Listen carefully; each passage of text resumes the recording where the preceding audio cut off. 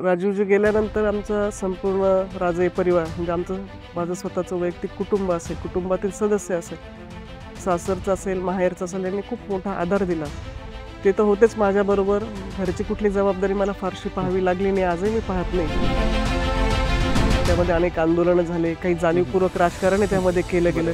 श्रेयवादाची लढाई झाली, ज्यामध्ये ज्यांचा संबंध नाही त्यांनी पण ही योजना आम्ही केलं असंही म्हणायला लागले. की राजूजी असताना त्यांचा स्वभाव, त्यांची काम करण्याची पद्धत एक वेगळी होती. ते स्वतः आर्किटेक्ट होती. कुठलीही गोष्ट करताना त्याला 100% योगदान देणं आणि त्यांचं एक ठरलेलं असायचं की मला जर एखादा कार्यक्रम घ्यायचा आहे तर तो असा झाला पाहिजे, असंच सगळं झालं पाहिजे, हा तास असायचा. याला ज्यांनी आरोप केले त्यांना राजकीय पदं दिले, सभापती पद दिलं, पूर्ण फ्री हँड म्हणजे निर्णय घेणं कुठेही त्या पंचायत समितीमध्ये हस्तक्षेप नाही झाला. जे आरोप करतात त्यांना मोठं मोठं पक्षांनी पदं दिलेलेच आहे. आता ही बहुरंगी जरी असली तर शेवटी माझा कामावर विश्वास आहे. पक्षाचं भारतीय जनता पार्टीचा मतदार हा कुठेच हलत नाही, तो स्थिर असतो. शेअर मार्केटमध्ये जे काही लोक फसवले गेलेत, खरं तर खूप मोठं नुकसान आमच्या शेवगाव आणि पाथर्डी तालुक्याचं झालेले.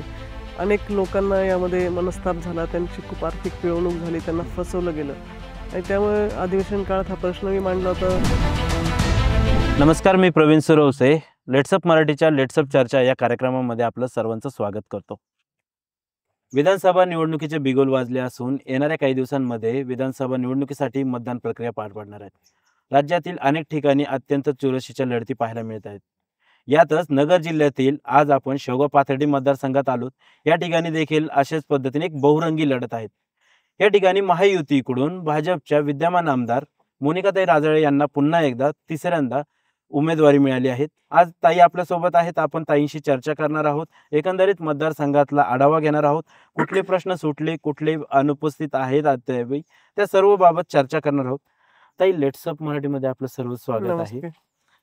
ताई, पुन्हा एकदा तिसऱ्यांदा सलग तिसरे टर्म आपण आमदारकीसाठी उमेदवारी मिळाली. सर्वप्रथम काय सांगाल? मी गेल्या 10 वर्षामध्ये पक्ष संघटनेमध्ये असेल किंवा मतदारसंघामध्ये विविध संपर्क ठेवला, विविध विकास कामं केली. मला वाटतं त्याचीच पावती म्हणून पक्षाने मला तिसऱ्यांदा उमेदवारी दिली. एकंदरीत प्रचार सुरू आहे, तुम्ही मतदारसंघात फिरतायत, कशा पद्धतीने नागरिकांचा प्रतिसाद मिळतोय, काय नेमकं एकंदरीत जनकौल सांगतोय? मी नागरिकांमध्ये दोन्ही तालुक्यामध्ये चांगल्या प्रकारचा उत्साह आहेच. मी फक्त काही निवडणूक आल्या म्हणून फिरत नाहीये. सातत्याने 10 वर्षामध्ये म्हणजे जेव्हा 2014 पासून मी दोन्ही तालुक्यामध्ये प्रत्येक गावात, वाडी, वस्ती, तांड्यावर माझा वेगवेगळ्या माध्यमातून कायम संपर्क आहे आणि त्यामुळं लोकांशी कायम कनेक्ट असल्यामुळं उत्साह आहे. लोक स्वतःहून सभेला येत आहे, कार्यक्रम आणि प्रचाराची सगळ्यांनी म्हणजे उतरलेत सगळे कार्यकर्ते. ताई, गेली 2 टर्म तुम्ही आमदार होता, तिसऱ्यांदा संधी मिळालेली आहे. यंदा कोणती नवीन अशी आव्हानं तुम्हाला वाटतंय की मतदारसंघातली आता ती आपल्याला पार पाडावी लागतील? तर 2 टर्म झाल्यानंतर थोडंसं विकास काम करत असताना किंवा वैयक्तिक काम करत असताना सगळेच प्रश्न काही मार्गी लागत नाही. बरोबर. परंतु एक प्रामाणिकपणे प्रयत्न केलेला आहे. येणारा प्रत्येक माणूस हा जाती धर्मा पलीकडे जाऊन त्याची अडचण समजून घेऊन तो सोडवण्याचा प्रयत्न केलेला आहे. त्यामुळे काही अडचणी आहेत आणि एक निवडणूक शेवटी कुठलीही असो, ती ग्रामपंचायतची सोसायटी जरी असलं तर ती बरोबर. आव्हानात्मकच असते. निवडणुकीला सोपं आणि हलक्यात घेऊन चालत नसतं.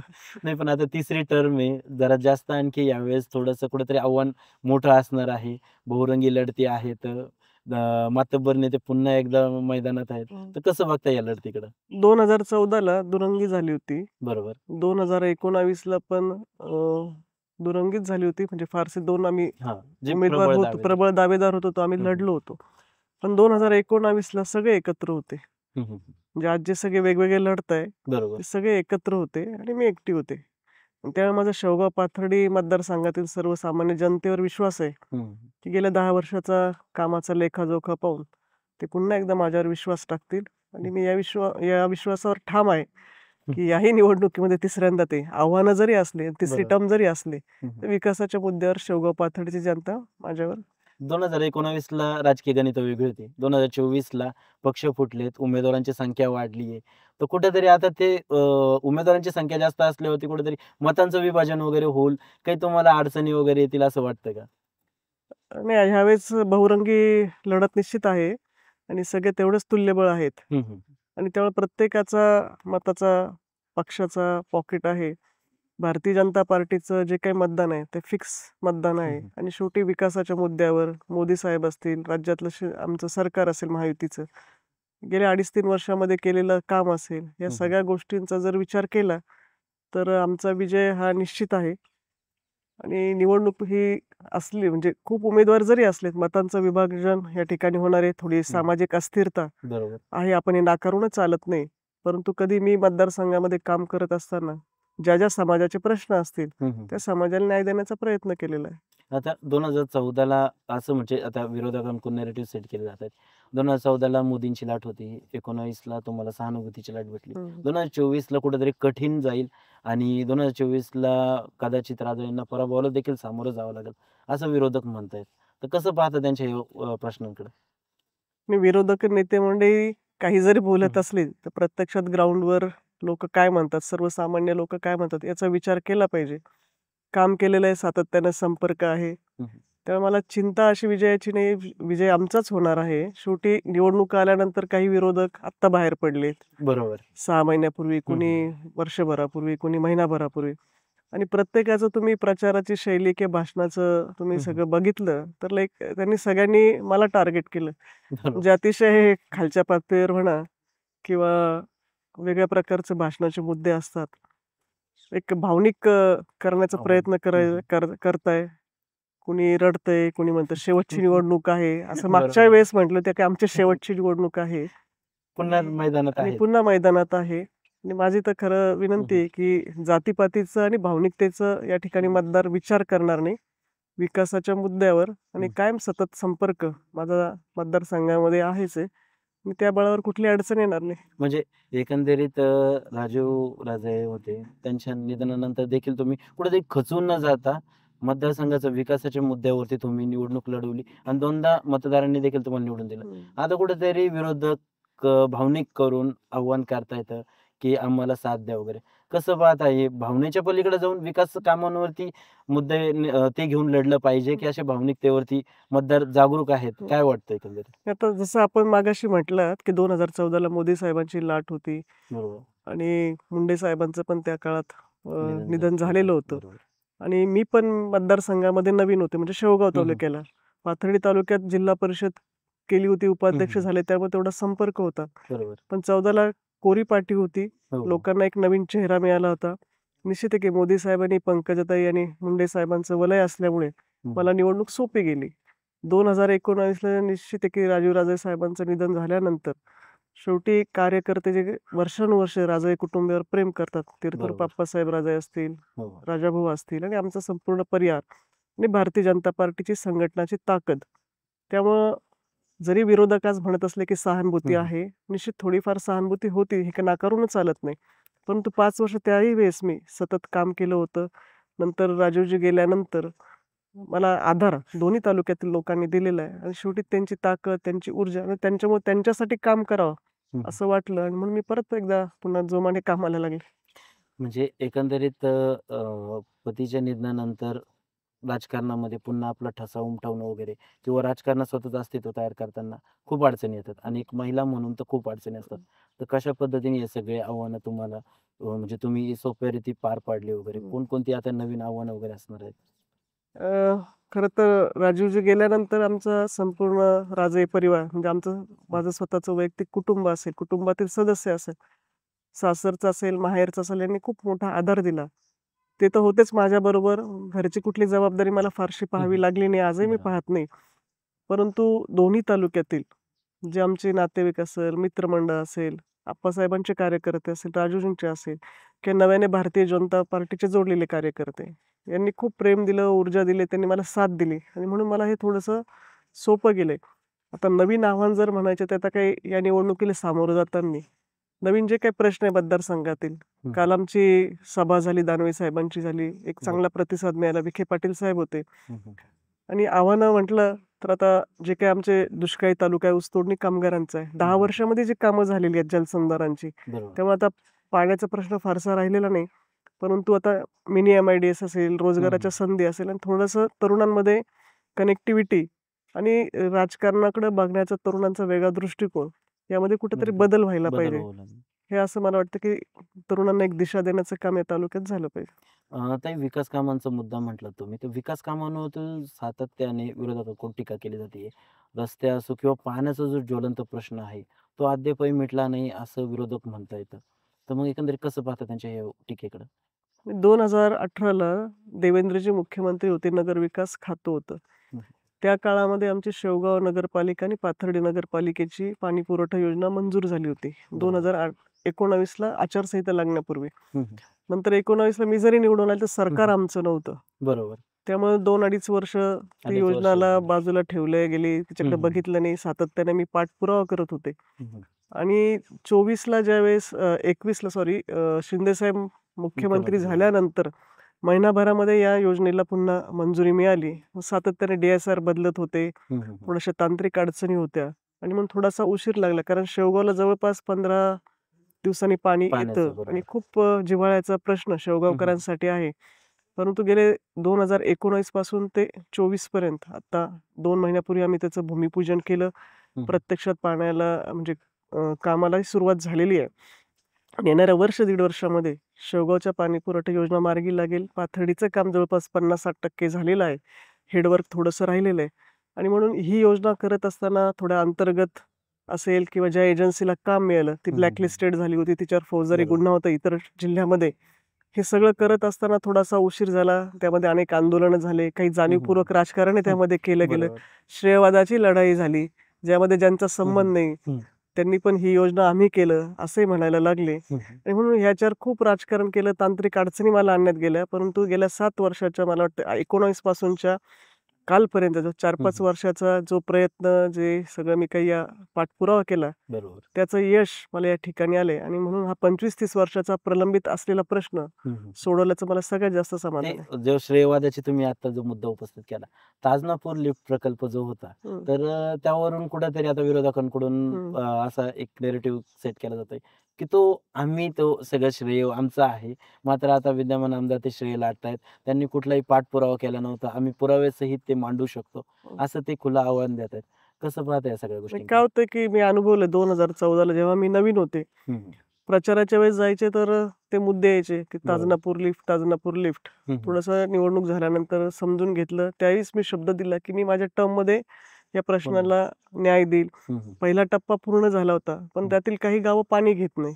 बरोबर. म्हणून त्या राजनापूर टप्पा 1 मधून जी 13 गावाला आता मान्यता मिळालेली आहे पाणी देण्यासाठी. बरोबर. तो प्रश्न निश्चित आहे की ह्या भागात पाण्याचं खूप अडचण आहे.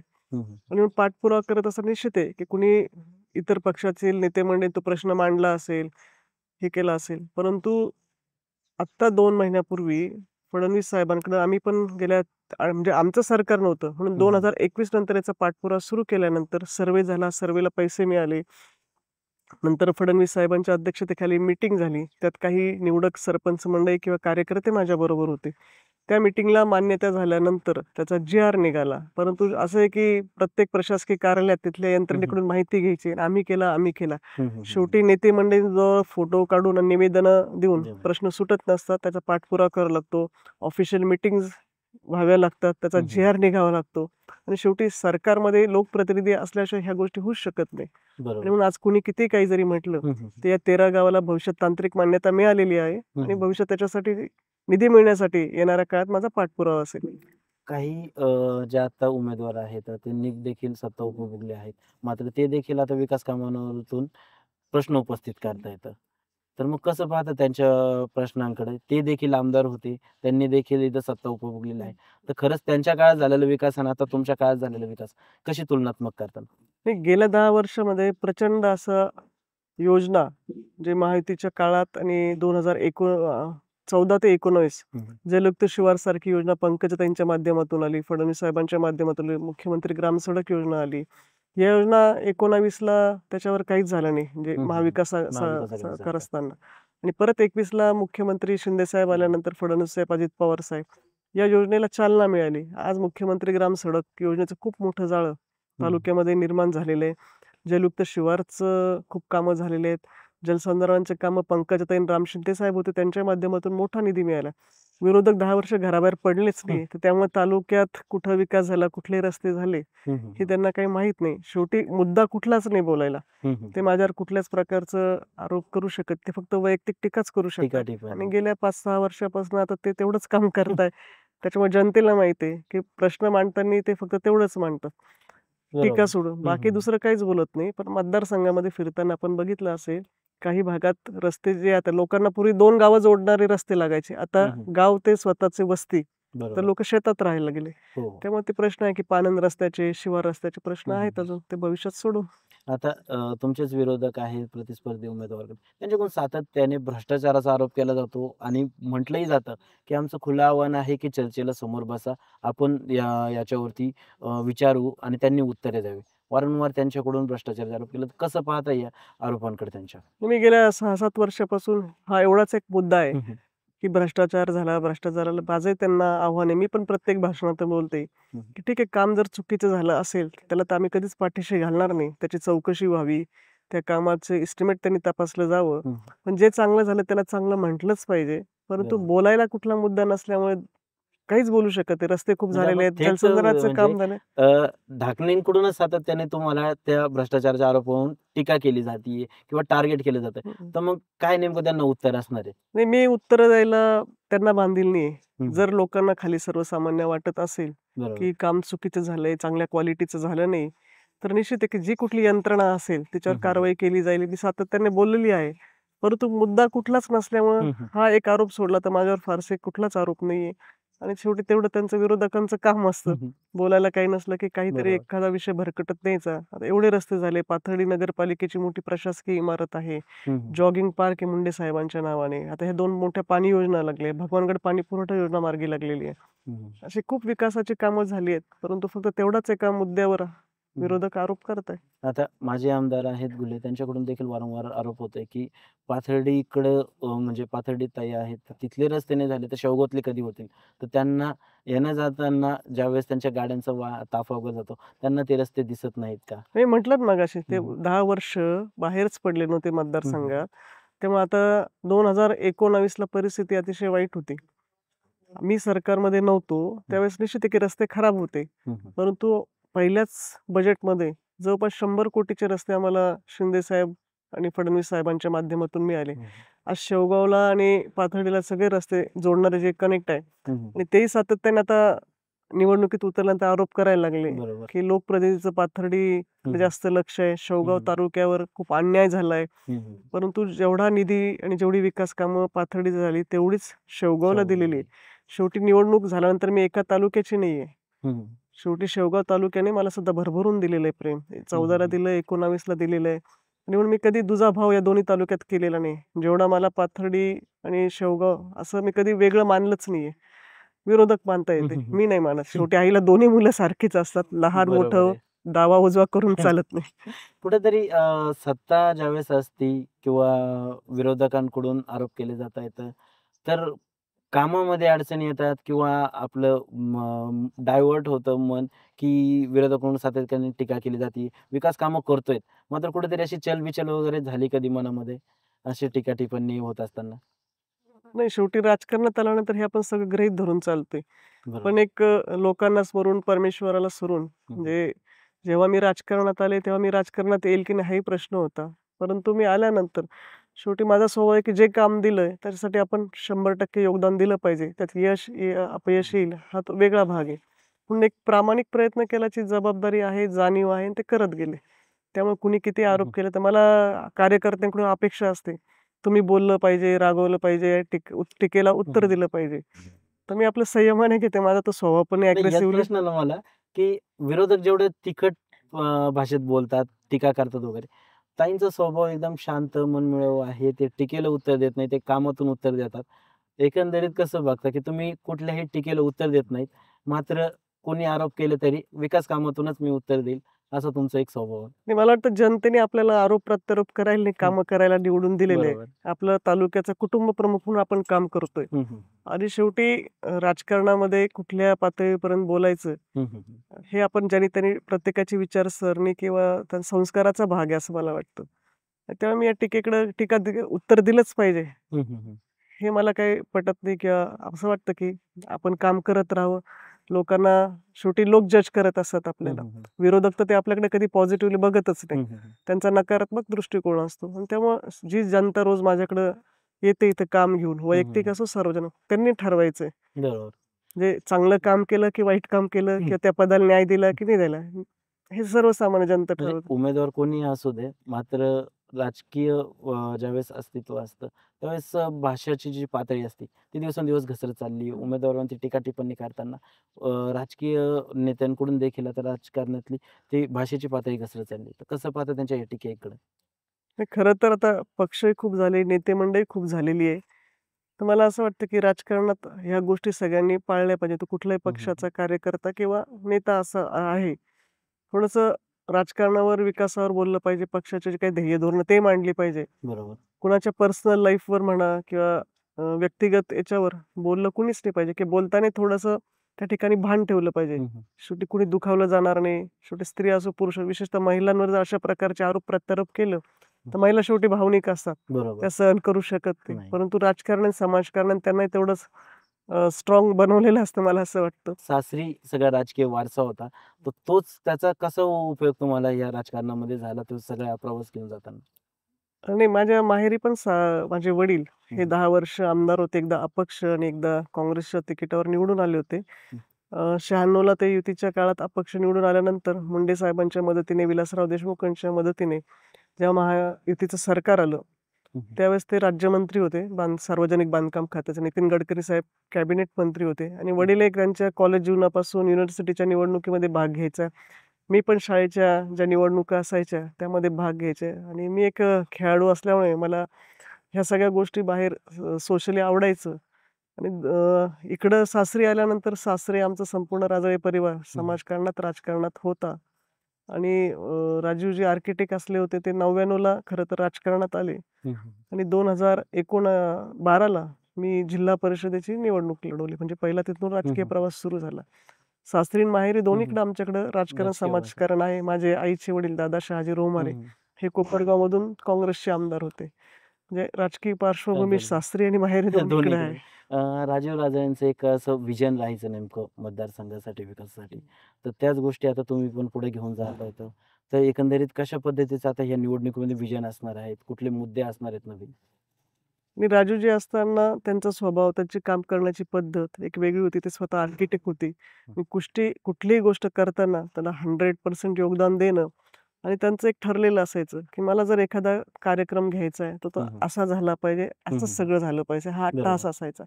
म्हणजे एकदम त्यांना कुठल्याही कार्यक्रमाची म्हणजे आर्किटेक्ट असल्यामुळे एक त्यांच्यापुढे डिझाइन किंवा लगेच डिझाइन ठरलेलं रेडी असायचं, असणार की हे डोळ्यासमोर. असं करायचं, हे असं पाहिजे. साधी हं, हं. निवडणुकीचं पॅम्पलेट जरी करायचं, त्याची बरोबर. रंगसंगती, तिथली वाक्यरचना म्हणजे हं, एकदम हं. बारीक-सारीक गोष्टीचं ते नियोजन असायचं आणि त्याच्यामुळं त्यांच्याकडे बघूनच ह्या गोष्टी मी शिकत गेले. तेवढं 100% मला करता येत नाही. बरं. शेवटी ते वेगळे होते, मी वेगळे होते. आमचा स्वभाव वेगळे होते. परंतु त्या तालमीत तयार झाल्यामुळं म्हणजे अ, घरातूनच कुठेतरी बाळकडू मिळत गेले त्याच्यामुळं म्हणजे त्या गोष्टी सोप्या होत आम्ही गेल्या. ते असताना आम्ही बॅक स्टेजला असायचो. निवडणुकीत प्रचार करायचो. पण हं, मागचं हं. सगळं मी, आमच्या सासूबाई, आमची जाऊबाई आम्ही सगळं सांभाळायचो. त्यामुळे आम्हाला सगळ्यांना ह्या गोष्टीची सवय आहे, की बरोबर. निवडणुका कशा करायच्या, सामाजिक कार्यक्रम कसे करायचे, कार्यकर्त्यांशी कसं आपण कनेक्ट झालं पाहिजे. त्यामुळे ते सगळं तयार झालेलं आहे. तेच आम्ही पुढे बरोबर. नेतोय फक्त. काही राजकारणात महिलांना ज्यावेळेस राजकारणामध्ये उतरावं लागतं, तर कुटुंब प्लस राजकारण हे सगळ्या गोष्टी बघावं लागतात. त्यानंतर लोकप्रतिनिधी झाल्यानंतर मतदारसंघ देखील त्यांचंच कुटुंब असतं. हं. तर तो कुटुंब आणि आपलं घरचं कुटुंब हे ताळमेळ कसा जुळवला जातो? आणि घरी निश्चित आहे, की थोडासा हं. वेळ आपल्याला कुटुंबाला बरोबर. देता येत नाही. तर गावाकडे असल्यावर सकाळी 6:30-7ला हं, हं. पहिला माणूस भेटायला हं, येतो हं. काम घेऊन. नंतर त्यालाही कामं असतात आणि म्हणून थोडंसं कुटुंबाकडे होतं, पण थोडंसं एक मॅनेजमेंट केलं, की त्याही गोष्टी शक्य होतात. म्हणून आणि थोडंसं आपणही कुटुंब म्हणजे स्वतःचं कुटुंब आणि राजकीय कुटुंब हं, हं. यामध्ये थोडंसं नीट प्लॅन केलं तर आपण देऊ शकतो वेळ. पण थोडंसं होतं की महिला म्हणून थोडी तारेवरची कसरत होते. मुलांची अपेक्षा आईला जास्त कनेक्ट असतात. आईने आपल्यासाठी वेळ द्यावा. बरोबर. तर ते थोडंसं होतं आणि ते मनात कुठेतरी अपराधीपणाची भावना वाटते की ह्या वेळेस आपण ह्या प्रसंगात मुलांबरोबर, कुटुंबावर राहायला बरोबर. पाहिजे. पण तेवढंच एखादं महत्त्वाचं काम येतं. कधी हं, हं, मुंबईला हं. जावं लागतं, कधी मतदारसंघात राहावं लागतं. तर ते थोडंसं होतं की कुटुंबाकडे आपण थोडंसं कुटुंबाकडे दुर्लक्ष फर्स्ट करतात. प्रायोरिटी आपण कुटुंबाला दिली दिली पाहिजे. पाहिजे हे हं, हं, वाटतं. हं. पण कधीतरी होत नाही हे. हं, हं, हं. हं, आणि ज्यावेळेस असे विरोधकाकडून टीका-टिप्पणी केली जाते. आता तुमची दोन्ही मुलं चांगले सुशिक्षित आणि उच्च शिक्षित आहेत. तर एकंदरीत ज्यावेळेस अशा टीका-टिप्पणी वगैरे होतात, तर त्यावेळेस मुलांना वगैरे कुठेतरी वाईट वाटत असेल, की आपलं सगळे आईकडून विकास कामं हं, चालू आहेत, मात्र तरी देखील अशा टीका-टिप्पणी होत हं. आहेत. मी तर माझे कौटुंबिक दोन्ही चर्चा वगैरे दोन्ही अशी दोन्ही मुलं माझे बाहेर शिकायला होते हं, 4थी आता मोठा मुलगा आर्किटेक्ट झालाय. तोही बाहेर होता. वर्ष दीड वर्षापासून तो इथं आहे. आणि तो आता आर्किटेक्ट झालाय, पण आता आईच्या मदतीला यावं, हं, या भावनेनेच तो मला मदत करतोय, हं, प्रचार हं, करतोय. बाकी त्याच्या डोक्यात कुठेही म्हणजे हं, पॉलिटिकल हं, करियर वगैरे अजून तरी नाहीये. तो करेल नाही करेल मला माहीत नाही. आणि छोटा मुलगा आहे माझा, तो 12वीला आहे कबीर. हं, हं. तोही बाहेर असतो बोर्डिंगला. त्याच्यामुळं म्हणजे बाकी सगळं सोशली त्यांना माहीत आहे, पण ते असं राजकीय त्यांना ते काही एवढं हे नाही पण म्हणजे तुमची इच्छा आहे का मुलांनी राजकारणात यावं, आता हा वारसा पुढे घेऊन जाण्यासाठी? नाही शेवटी लोक ठरवतील. म्हणजे माझी जरी इच्छा असली, त्याच्यात तेवढी कॅपॅसिटी असेल, तो करू शकेल, शकेल आज मी काहीच सांगू शकत नाही. शेवटी आता मुलं मोठी झाल्यावर त्यांना त्यांचे निर्णय घ्यायला निर्णय ते घ्यायला. ठरवतात. आजकाल पूर्वी असायचं आमच्या काळात हं. आई-वडील सांगायचे तर आम्ही तो करायचो. आदेश आता राहायचा. मुलं सांगतात, की मला हं. हे करायचंय. बरोबर. मग आम्ही येस, नो म्हणत असतो. हं, हं. माहीत नाही पुढे काय होईल ते. पण बहुतांशी असं होतं, की राजकारण्यांची मुलं जे आहेत ते राजकारणात उतरतात. हं. तर मग तुमचं असं स्वप्न आहे का, की हा वारसा कुठेतरी त्यांनी चालवला पाहिजे वगैरे? नाही लोकं सांभाळले पाहिजेत. शेवटी वारसा आहेच. पण त्याला जबरदस्ती किंवा बळजबरी नाही. हं, हं. त्यांनी त्याचं करिअर बघावं आधी स्वतःचं बरोबर. आणि मग काय वाटलं, लोकांनी स्वीकारलं, तर हा भाग आहे. आता जसं आपण म्हणतो, की राजकारण्यांची मुलं राजकारणात. हं, हं, हं. कधी-कधी आम्हाला असं वाटतं, की डॉक्टरचा मुलगा डॉक्टर होतो, हं, हं, हं. शिक्षकाचा मुलगा शिक्षक होतो, बरोबर. वकिलाचा हं, मुलगा वकील होतो, बिझनेसमॅनचा मुलगा त्याला कुठं घराणेशाही वारसदार म्हटलं जात नाही. पण तर राजकारण्यांची मुलं आले, हं, की हं, हं. हे कायम बोललं जातं त्यांच्याबद्दल. ते घराणेशाहीवरती एक मुद्दा तुम्ही ज्यावेळी म्हटलात, की वारंवार असं शौगामध्ये आरोप होतो, की एक 2-3 घराण्याभोवतीच शेवगावचं राजकारण, शेवगाव पातळीचं राजकारण फिरत आलेलं आहे आजवरती. हं. तर मग कुठं तुम्ही कसं पाहता या आरोपाकडे, की घराणेशाहीवरती वारंवार राजळे असो, त्याच्यानंतर घातले झाकणे गेले. असो किंवा गुले असो, या 2-3 कुटुंबांभोवतीच घराणेशाही चाललेली आहे आणि यांचीच मक्तेदारी आहे, हं. असं वारंवार आरोप होत आहेत. तर मग कसं पाहता या सगळ्या नाही गोष्टींकडे? आम्ही जरी एकमेकाचे विरोधक असलो, वेगवेगळ्या पक्षाचे जरी असलो, हं, हं. तर प्रत्येकाचं कुटुंबाचं 25-25, 30-30 वर्षाचं हं, हं. सामाजिक, राजकीय योगदान प्रत्येक या तालुक्यामध्ये आहे. बरोबर. ढाकणे साहेब असतील ते आमच्या तालुक्यातले मोठे हं, नेते हं. होते. त्यांनी विधान परिषद विधान म्हणा किंवा परिषद. देशपातळीवर त्यांनी नेतृत्व केलं. मंत्रिपद होतं त्यांच्या माध्यमातून. त्यांनी त्यांचं काम केलेलं आहे. हं, सामाजिक हं. केलं, राजकीय केलेलं आहे. त्यांचे 25-25, 30-30 वर्ष त्यांनी शेवटी हं, संघर्ष हं. करून केलेला आहे. आमच्याही कुटुंबात आमचे आजोबा दादा पाटील, राजळे असतील, अप्पासाहेब असतील, यांनी 30-30 वर्ष काम केलं. ते असं घराण्याचे म्हणाल त्यांनी शेवटी संघर्ष केला, हं, स्वतःचं हं. वलय निर्माण केलं, स्वतःचे कार्यकर्ते जमवलं. तसंच घुले कुटुंबियांचं आहे. हं, त्यांचंही हं. राजकारण वेगळं आहे. त्यांनी संस्था उभ्या केल्या. सगळ्याच या कुटुंबांनी कारखाने काढले, हं, शैक्षणिक हं. संस्था उभ्या केल्या आणि त्या माध्यमातून लोकं जमत गेले. ते म्हणजे एक सहकाराची पार्श्वभूमी नगर जिल्ह्यामध्ये आहे. बरोबर. तर नगर जिल्ह्यातलं जर उदाहरण घ्यायचं तर हं, सगळेच हं. नेते मंडळींनी ठीक आहे घराणेशाहीचा आरोप होत असेल. होत असेल. शेवटी शेतकरी कुटुंबातला मुलगा एखादा नोकरी करून बाहेर पडतो, पण हं, दुसरा हं. मुलगा तरी तो शेतीच सांभाळत असतो. म्हणजे आपल्या घराण्याच्या ज्या रीती हं, हं. परंपरा आहेत, जो व्यवसाय आहे ते चालवलं जातं. परंतु राजकारण्यांवर जास्त टीका-टिप्पणी हं. होत असते. शेवटी प्रत्येक राजकीय कुटुंबाचं खूप मोठं योगदान, संघर्ष, वेळ संघर्ष वगैरे कुटुंबाला असतो. सोडून हं, हं. आपल्या सर्वसामान्य जनतेसाठी दिलेला असतो. पण मला असं वाटतं, की यामध्ये फारसं नाही. शेवटी आज असं नाहीये, की राजकीय वारं धरून शेवटी त्यालाही सिद्ध व्हावं लागतं. बरोबर. मी जर माझ्या मुलाला उभं केलं, त्याच्यात हं, जर हं. ते क्वालिटी नसेल हं, लोकांना हं. सांभाळण्याची, लोकांचं काम करण्याची, बरोबर. तर त्याला समाज किंवा कार्यकर्ते स्वीकारू शकत नाही. ते घराणेशाहीच्या आरोपाबरोबरच आपल्या स्वपक्षातून आपल्याला एक गोष्टीचा विरोध झाला, की किती दिवस आता साखर सम्राट असो किंवा शैक्षणिक सम्राट असो, शिक्षण सम्राट असो, यांच्याच घरोघरी सत्ता द्यायची. तर कुठेतरी स्वपक्षातून तुम्हाला 2019 नंतर पुन्हा 2024ला देखील पक्षातली बंडखोरी अडचणीची ठरली होती. पुन्हा आता कसं बघताय 2024 मध्ये देखील पक्षातल्या बंडखोरांकडे? बंडखोरी असं नाही म्हणणार, की शेवटी लोकशाहीमध्ये तिकीट मागण्याचा किंवा प्रत्येकाची राजकीय इच्छा, हम्म. अपेक्षा असते. पण ते कुठेतरी एकदा पक्षाच्या चौकटीत बसून करायला पाहिजे. ते दुर्दैवानं झालं नाही. आणि ज्यावेळेस म्हणजे मी जरी मला नाकारलं असतं, मला दिलं गेलं नसतं. परंतु जेव्हा पक्षाने सांगितलं असतं, हम्म. की ते पक्षाची शिस्त आम्ही पाळणारे कार्यकर्ते आहोत. आणि म्हणून आज पक्षामध्ये बंडखोरी झाली किंवा ज्यांनी मागितली त्यांना दिलं गेलं नाही. तर अ, पक्ष शिस्त म्हणून म्हणा हम्म. किंवा शेवटी पक्षाचा आदेश म्हणून सगळ्यांनी या ठिकाणी काम केलं पाहिजे. तिकीट मागण्यापुरता किंवा उमेदवारी मागण्यापुरतं इथपर्यंत ठीक आहे. पण एकदा जे काही पक्षाने श्रेष्ठीने निर्णय घेतला तो सगळ्यांना मान्य असायला हवा. आणि दुर्दैवानं 2019ला मला अंतर्गत विरोध झाला होता. बरोबर. 24लाही झालेला आहे. शेवटी हे नाही चालूच तर असतं. पण त्यांचं असं घर म्हणणं मोठं आहे. होतं. भारतीय जनता पार्टी पक्ष हा जगात सगळ्यात बरोबर. मोठा पक्ष आहे. त्यामुळे घर मोठं म्हटलं की हम्म. कुटुंबात हे चालूच असतं या कुटुंबवाद गोष्टी. वगैरे. पण त्यांचं असं म्हणणं होतं, की आम्ही मोठ्या भावाप्रमाणे ताईंच्या पाठीशी उभं राहिलो. तर आता कुठेतरी ताईंनी देखील भावाच्या पाठीशी उभं राहिलं पाहिजे. पण ताईंकडून आमच्यावरती, आमच्यासारख्या कार्यकर्त्यांमध्ये अन्याय केला जातो. आमच्यासाठी शब्द टाकला जात नाही. असा आरोप केला जातोय. मी आता ज्यांनी आरोप केले त्यांना राजकीय पद दिले, हम्म. सभापती पद दिलं. बरोबर. पूर्ण फ्री हँड म्हणजे निर्णय घेणं कुठेही त्या पंचायत समितीमध्ये हस्तक्षेप नाही झाला. जे आरोप करतात त्यांना मोठं-मोठं पक्षांनी पदं दिलेलेच आहे. त्याच्यामुळे आणि आरोप काही नाही. जे एखाद्याला बिचाऱ्या कार्यकर्त्याला मी 10 वर्षात एखादं हम्म. काम देऊ शकले नाही, एखादं हम्म. पद हम्म. देऊ शकले नाही, एखाद्या निवडणुकीचं तिकीट देऊ शकले. हम्म. त्यांनी म्हटलं तर चालेल, की माझ्यावर अन्याय झाला, मला विचारलं नाही. पण ज्यांना सगळं पक्षाने दिलं, आम्ही दिलं असेल थोडंफार, त्यांनी जर म्हटलं तर हे मला वाटतं चुकीचे आरोप आहे. म्हणजे ते एक बंडखोरीचंच म्हणतो आपण, थेट नाव घेऊन बोलूयात, की शेवगावमधून अरुण मुंडे असो किंवा पाथर्डीमधून गोकुळ दौंड असो, ते कार्यक्रमामध्ये अद्यापही दिसत नाहीये वगैरे. तर कुठेतरी ती बंडखोरी तुम्हाला अडचणीची ठरू शकते का? आणि आता गोकुळ दौंडांना सभापतीपद आम्हीच दिलं. बरोबर. तालुक्यामध्ये एक मोठं नाव त्यांचं झालं. एक बरोबर. चांगला राजकीय प्लॅटफॉर्म त्यांना दिला. पण कुठलंही कारण नसताना त्यांनी माझ्यावर वैयक्तिक टीका केली. मी समजू शकले असते, की हं, हं. आमदारांनी विश्वासात घेतलं नाही, काज मला करू दिलं नाही. मी हं, फक्त हं. नावाला होतो, हे समजू शकते. परंतु एखाद्या कार्यक्रमामध्ये डायरेक्ट आमच्या घराण्यांवर, आमच्या आप्पासाहेब राजांवर, कारखानदारीवर हं, बोलणं हं. हे चुकीचं आहे.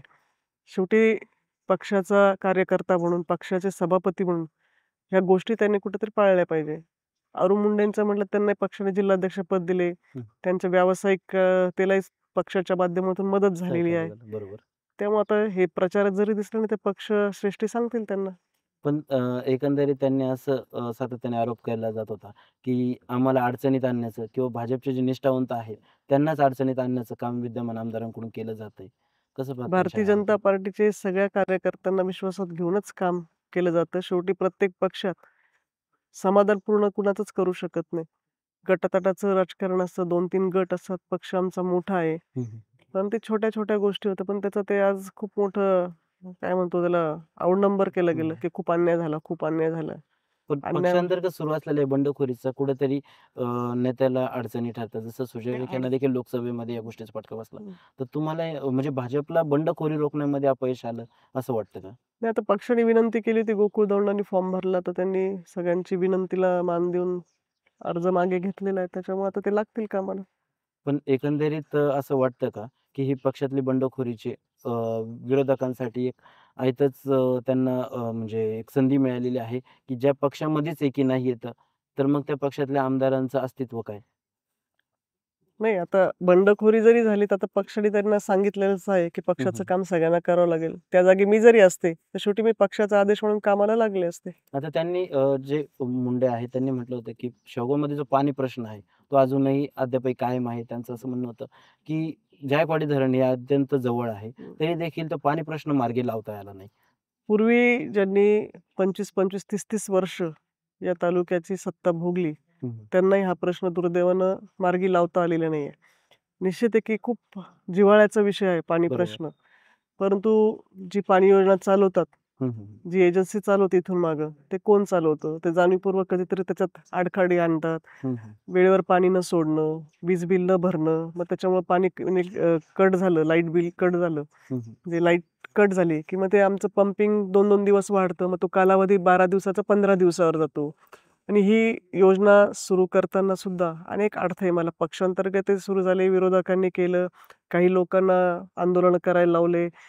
हंडे मोर्चा असेल, बैठका असेल, मुक्काम ठोको आंदोलन असेल, हे सगळे प्रकार केले गेले. पण मी आपलं शांतपणे ह्या सगळ्या गोष्टींकडे दुर्लक्ष करू यामधल्या तांत्रिक अडचणी दूर करत करत त्याचं टेंडर केलं, उद्घाटन केलं. उद्घाटन करताना उद्घाटन मी जाहीर केल्यानंतर घाईघाईत 2 तासात नियोजन करून समोरच्यांनी केलं. म्हणजे शेवगाव शहरामध्ये त्याचं भूमिपूजन. तर शेवटी या अडचणी खूप होत्या, अडथळे खूप होते. ते काही आणले गेले जाणीवपूर्वक. ते पार पडत आता उद्घाटन झाले, प्रत्यक्षात कामालाही सुरुवात झाली. कामाला सुरुवात झाली म्हणजे काही लगेच एका दिवसात होणार नाही. बरोबर.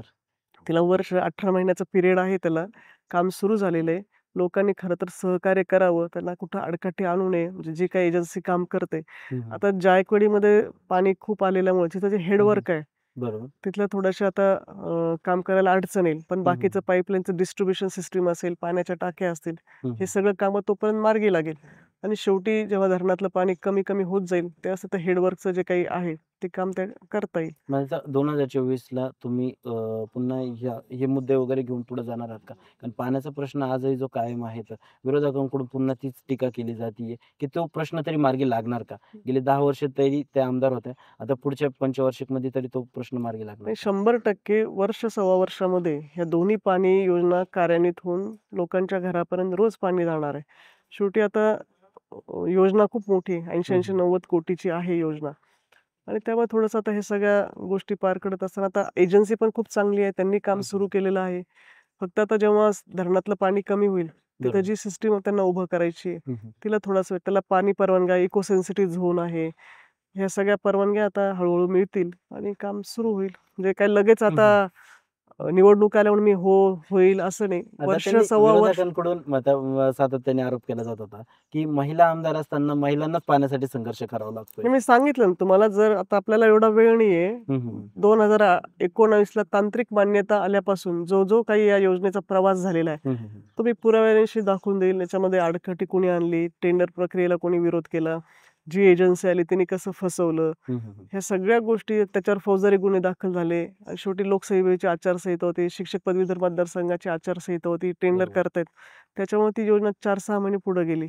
तर हे कुठल्याच आचारसंहिता नसतं तर ते काम निदान 30-40% तरी सुरू झालेलं होतं. म्हणजे एक राजकारण बाजूला ठेवून विरोधकांकडून जो आरोप केला जातोय, तो कुठेतरी लोकांसाठी ते राजकारण बाजूला ठेवून तो प्रश्न मार्गी लागला पाहिजे. यासाठी तुम्ही काही आव्हान वगैरे केलं होतं का?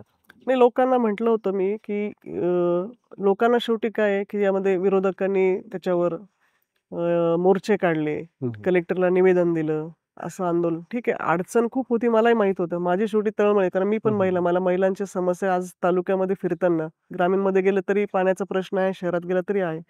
परंतु जे काही मला अडथळे आले, 2.5 वर्ष तर सत्ताच नव्हती ना आमची. बरोबर. 2019 ते 21 सत्ता नव्हती. त्यावेळेस मग कुठंच काही करता येत नव्हतं. जे हं. आमचे कुठलेही कामं घेऊन गेले, की ते भाजप म्हणलं, की बाजूला ठेवले जायचे. त्यामुळे ते अपेक्षा बरोबर. नव्हती. पण तरी आम्ही आमच्या पद्धतीने प्रयत्न करत गेलो. सगळ्यांशी चांगले संबंध होते. शिंदे साहेबांचं मी विशेष आभार मानेल. त्यांनी मला ती फाईल सुद्धा हरवली होती पाणी योजनेची. ती त्यांनी एका दिवसात आदेश दिले तयार करून द्या. दुपारी 3:30ला त्यांनी आदेश काढला. सचिव साहेब फाईल घेऊन आले. वर्षा बंगल्यावरच त्यांनी त्याच्यावर सही माझ्यासमोर केली. त्याच्यामुळे मला म्हणजे ते 5-6 वर्ष आणि 1 दिवस म्हणजे शेवटी मला वाटतं परमेश्वराने आणि एक योग चांगला जुळून आला, तर बरोबर. एका दिवसात सुद्धा या गोष्टी घडलेल्या आहेत. म्हणजे ते ज्यावेळेस सत्ता नसेल, तर त्यावेळेस विकास कामांना देखील अडचणी येतात असं वाटतं का? हो, निश्चित येतात. आम्ही पाहिले. सगळे विरोधक करायचे. शेवगावच्या रस्त्यांची दुर्दशा होती, पाथर्डीच्या होती, निधी मिळत नव्हतं. ज्यावेळेस 21ला सत्ता आली तर भरमसाठ पैसे आमच्या सगळ्या रस्त्यांना आले. रस्ते आमचे सगळे चांगले झालेले. आमचा पैठणचा रस्ता असेल, आता जवळपास 200 कोटीचं काम हॅममधनं चालू आहे. म्हणजे तिसगावपासून ते पैठणपर्यंत 200 कोटीचा रस्ता आता काम चालू आहे. बजेटच्या रस्त्यांना पैसे मिळाले. पालकमंत्री विखे साहेब, सुजयदादा विखे यांच्याकडून आम्हाला जिल्हा नियोजनचा निधी मोठ्या प्रमाणावर मिळाला. तर आता ताई पुन्हा एकदा बहुरंगी लढत आहे. तर कसं बघता हो? समोर एक महिला उमेदवार देखील आहेत आणि यंदा ही निवडणूक म्हणजे ज्यावेळेस राज्यातले पक्ष फुटलेत, त्यानंतर यंदा ही निवडणूक जराशी रंगतदार आहे. तर मतांचं विभागणी होईल. तर कसं बघता यावेळेस विजयाची गणितं कशी जुळून येतील? आणि आता ही बहुरंगी जरी असली तर शेवटी माझा कामावर विश्वास आहे. पक्षाचं भारतीय जनता पार्टीचा मतदार हा कुठेच हलत नाही. तो स्थिर असतो. तो निवडणुकीत प्रचारात असो किंवा नसो त्याचं मतदान फिक्स असतं. शेवटी आता जातीय समीकरणं आहेत. हं, हं. आमच्यामध्ये मतांची विभागणी खूप मोठ्या प्रमाणावर बरोबर. होणार आहे आणि शेवटी मला असं वाटतं, की हे जरी होत असताना आम्ही चांगल्या प्रकारचं कॅल्क्युलेशन केलेलं आहे. हं, हं. कोण कुठल्या पॉकेटमध्ये आहे, निवडणुकीमध्ये सामोरं जात असताना सगळ्यांना कसं आपल्याला एकत्र बरोबर. आणायचे, कार्यकर्ते सगळे कामाला लागलेले आहेत.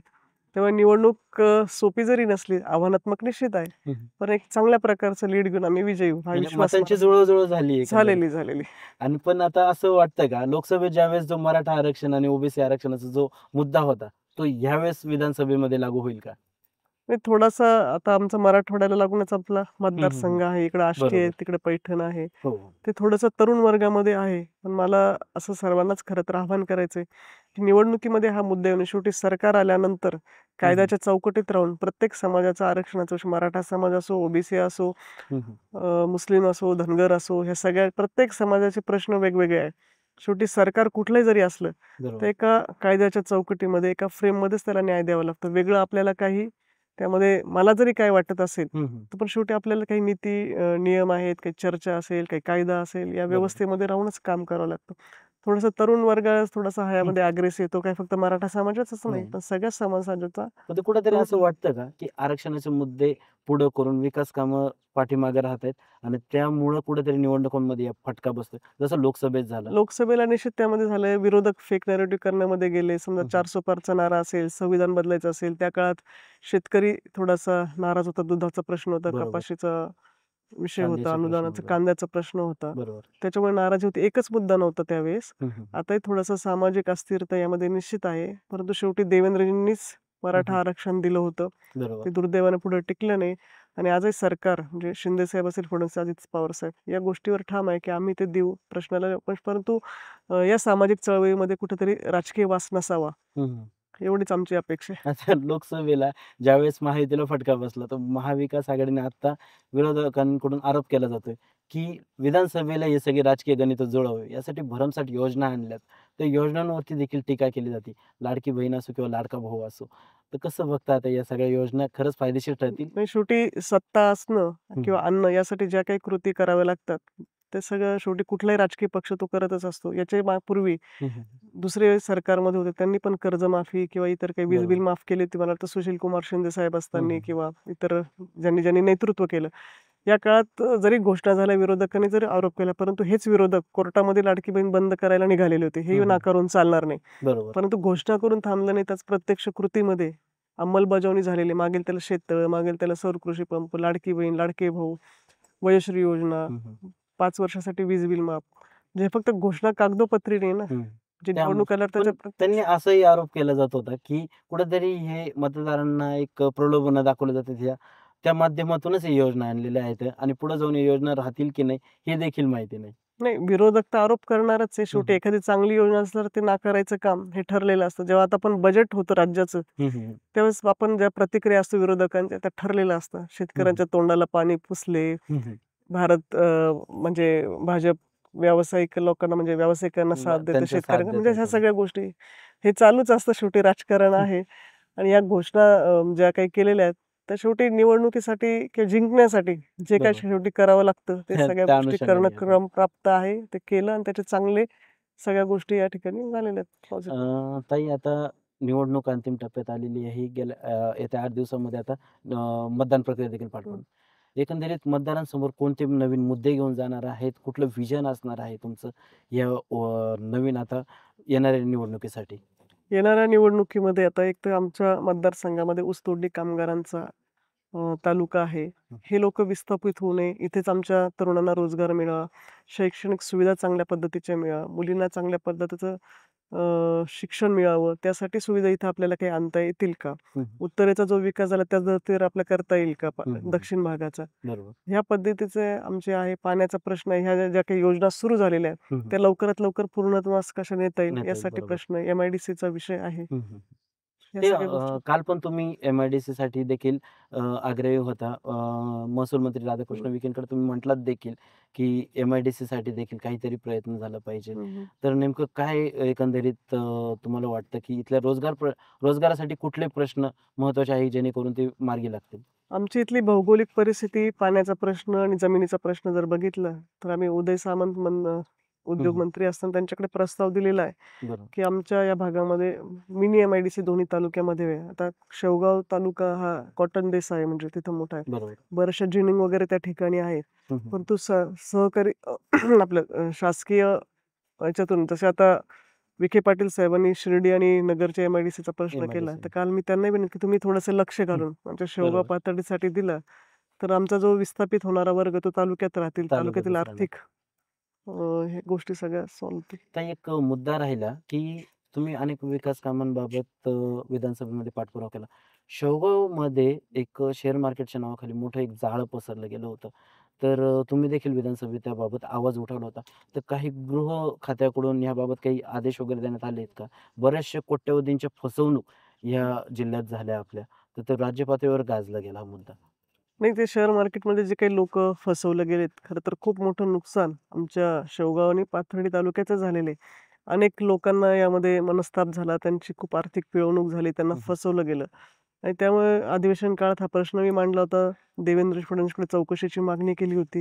आणि त्यानंतर आधी तर गुन्हे पण दाखल होत नव्हते. हं, हं. ही लोकं सगळी पळून गेली होती. तर बरोबर. आता हळू त्यांच्यावर गुन्हे दाखल झाले, आरोपी पण त्यांनी पकडले, चौकशी चालू आहे. काही लोकांनी दबावपोटी पैसे पण मिळालेले आहेत. हं, हं. चौकशी सुरू आहे त्याची. मात्र हा मुद्दा एक राज्यात गाजला गेला. हं. पोलीस प्रशासनाकडून देखील कुठेतरी सहकार्य मिळत नव्हतं. त्यावरूनही आरोप झाले गेले, की राजकीय लागेबंधे आहेत, असा आरोप केला जात होता. नाही, राजकीय लागेबंद याच्यात काहीच नाहीये, असं माझं मत आहे. हं. परंतु ज्यावेळेस माझ्या पुढे हा प्रश्न आला त्यावेळेस SP पहिलं निवेदन मीच दिलं. अधिवेशनाचा पहिला प्रश्न मीच मांडला आणि नंतर फडणवीस साहेबांनी पण याचे आदेश दिले चौकशीचे बरोबर. आणि त्याच्यानंतर याला वेग आला आणि गुन्हे दाखल व्हायला सुरुवात झाली. आरोपी काही पकडलेत, काहींच्या चौकशा चालू आहेत.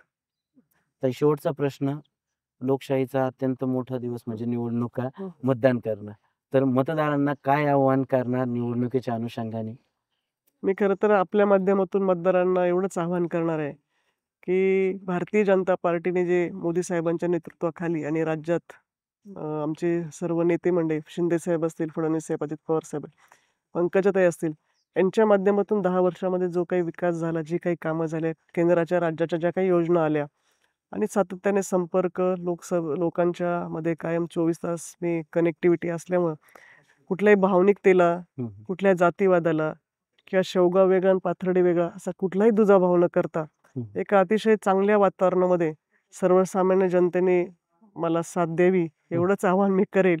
शेवटी निवडणूक ही भावनिकतेवर नसते. बरोबर. शेवटी तुमच्यासाठी कामाचा कोण माणूस आहे हं, आणि हं. 10 वर्षासाठी तेवढं योगदान संघटनेसाठी दिले, लोकांसाठी दिले याचा विचार आणि आमच्या सगळ्या लाडक्या बहिणी आमच्या पाठीशी तुमच्या आहे हा पाठीशी आहे. विश्वास आहे आणि त्यामुळे मी सर्वांना आवाहन करेल की पुन्हा एकदा मला तिसऱ्यांदा हं, हं. आशीर्वाद द्यावं एवढंच मी आपल्या माध्यमातून बोलेल.